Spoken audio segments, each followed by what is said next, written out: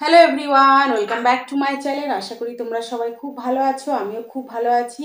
তো আজকে খাবারে কি নিয়েছি তোমাদের একবার বলে দিই। এখানে আছে ভাত, এখানে আছে ফুলকপির ডাঁটা দিয়ে মুসুরির ডাল, এটা আমার খুব ফেভারিট খাবার একটা, মানে এটা দিয়ে আমার হয়তো পুরো ভাতটা খাওয়া হয়ে যাবে। এখানে আছে ফুলকপি আলু দিয়ে ডিম দিয়ে মাখো মাখো কারি। এখানে আছে টমেটো পোস্ত, আজকে অনেকদিন পর টমেটো পোস্ত বানিয়েছি। তার সাথে আছে বাঁধাকপির সবজি।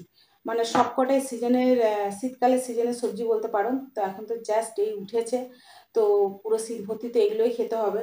তো ভাবলাম চলো আজকে ফুলকপি বাঁধাকপি এই দিয়ে আজকে খাবার খাবো। তার সাথে আছে টমেটো পোস্ত। তো খাওয়া শুরু করছি। আর তোমরা যারা যারা আমার ভিডিও দেখছো বা আমার ভিডিও দেখো, যদি আমার ভিডিও তোমাদের ভালো লেগে থাকে তাহলে কিন্তু অবশ্যই লাইক শেয়ার কমেন্ট আর সাবস্ক্রাইব করে আমার পাশে থাকবে। আর এরকম খাবার খেতে তোমরা কারা কারা ভালোবাসো সেটা কিন্তু কমেন্টে জানিও।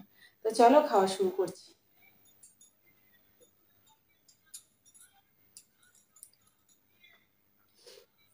প্রথমে একটু বাঁধাকপি খেয়ে দেখি কেমন হয়েছে।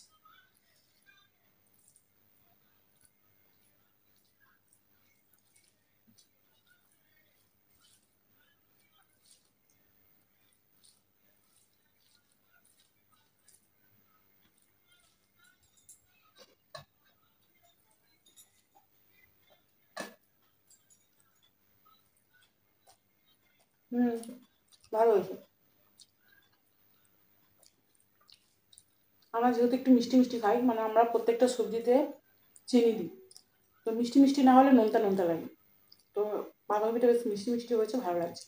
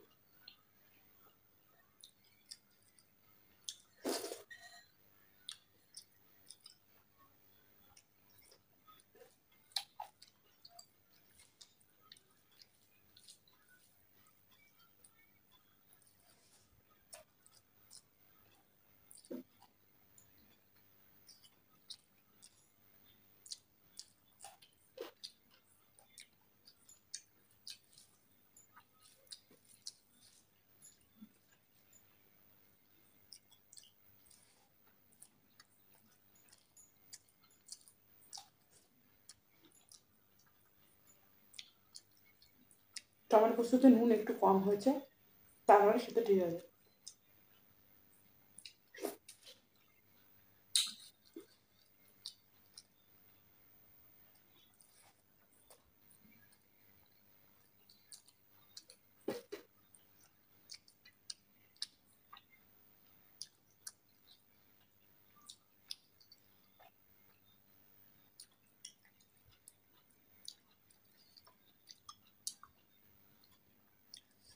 সিজনের বাঁধাকপি, তার টেস্ট একদম আলাদা, খেতে খুব দারুণ লাগলো।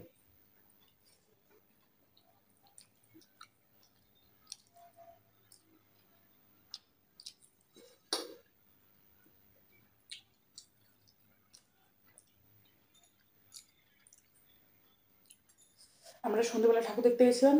তো ঠাকুর দেখে জাস্ট এইমাত্র এলাম, আর আমি রান্না বান্না করেই গেছিলাম ঠাকুর দেখতে। তো এসছি 11:30টার সময়।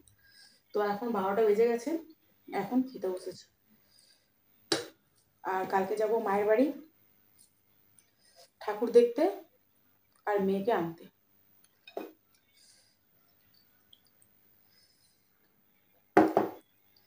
এই ডালটা আমার খুব ফেভারিট ডাল, ফুলকপির ডাঁটা দিয়ে মুসুরির ডাল,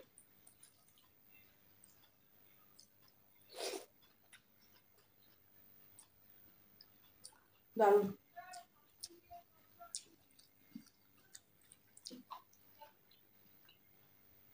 টমেটো পোস্ততে নুন কম হয়েছে, এটাতে আবার হালকা নুন বেশি হয়েছে। মানে আমার মনে হয় ডালে হয়নি, ডাঁটাটা আগে সিদ্ধ করে নিয়েছিলাম, নুন দিয়েছিলাম, সেই ডাঁটাটা একটু নুনতা লাগছে।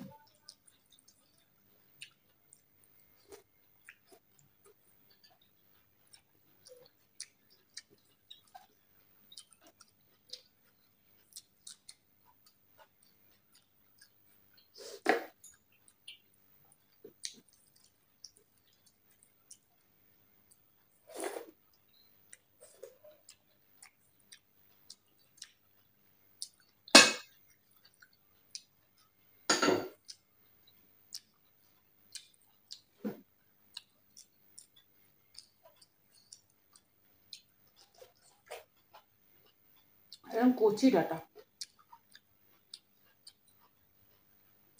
মানে মোটা মোটা ডাটাগুলো খেতে ভালো লাগে না।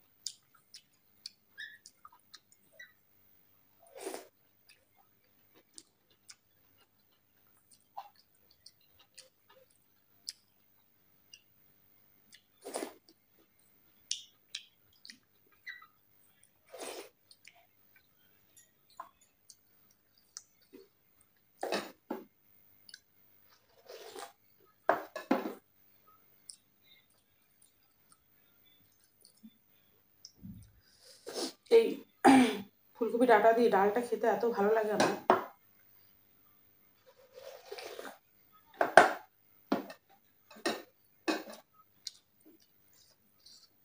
দারুণ লাগে।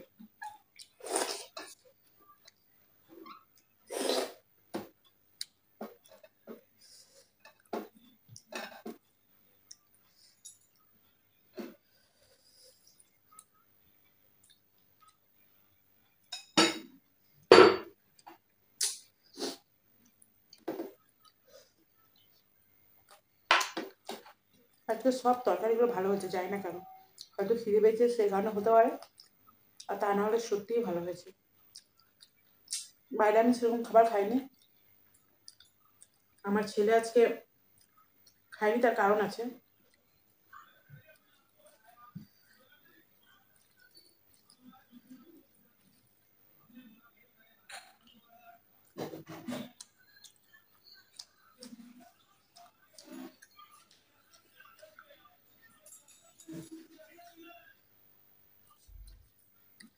তো আজকে ঘুরতে যেয়ে খাইনি, তার কারণ হচ্ছে ছেলে একাডেমিতে খেলতে যেয়ে বল এমন মুখের মধ্যে এসে লেগেছে যে পুরো ভিতরে ঠোঁট একদম ফেটে চৌচির, পুরো মানে এতটা ডিপ কেটেছে যে ভিতর থেকে মাংস বেরিয়ে গেছে।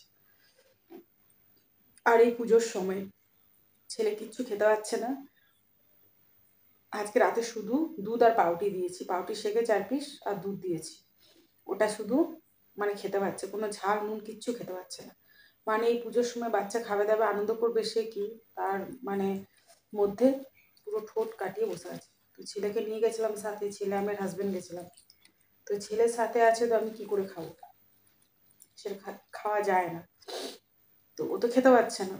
তো আমি বললাম না, বাড়িতে রান্না বান্না আছে, বাড়িতে গিয়েই খাবো। শুধু একটা করে আইসক্রিম খাওয়া হয়েছে, ছেলে আইসক্রিম খেতে অসুবিধা হয়নি যেহেতু ঠান্ডা মিষ্টি, নোনতাটা ঝালটা খেতে পারছে।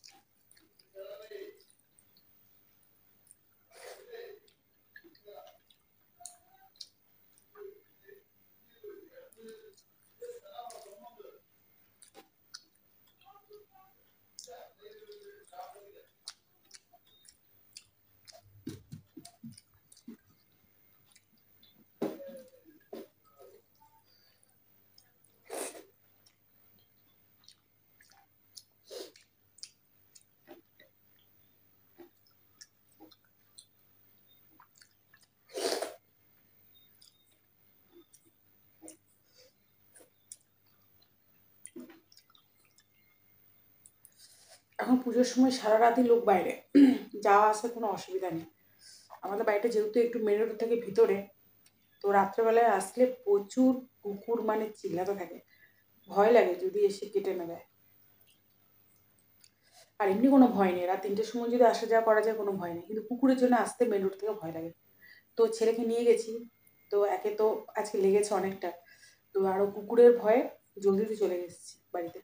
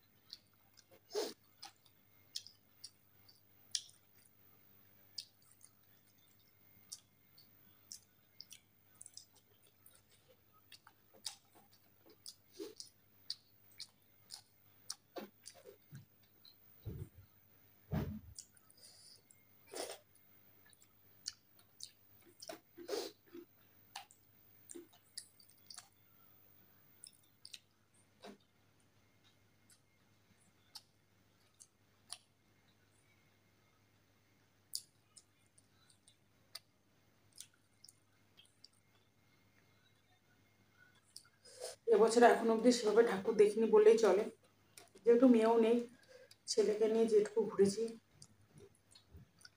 তো কালকে মায়ের ওখানে যাওয়ার পরে ভাড়া করে ঠাকুর দেব, সবাই মিলে একসাথে।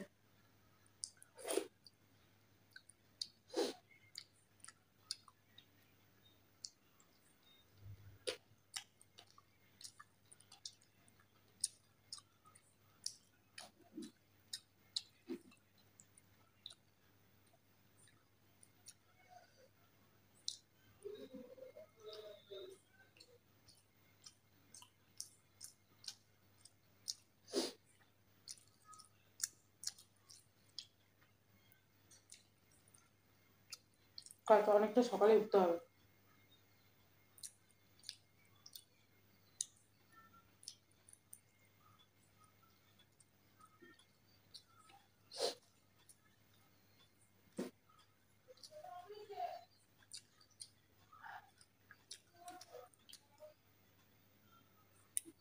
তো চলো, আজকে ভিডিওটা এখানে শেষ করছি। যদি ভালো লেগে থাকে তাহলে কিন্তু অবশ্যই লাইক শেয়ার কমেন্ট আর সাবস্ক্রাইব করে দেবে। আর দেখা হচ্ছে আর অন্য কোনো দিনে অন্য কোনো খাবার নিয়ে। আজকের মতো টাটা, তোমরা সবাই ভালো থেকো, সুস্থ থেকো।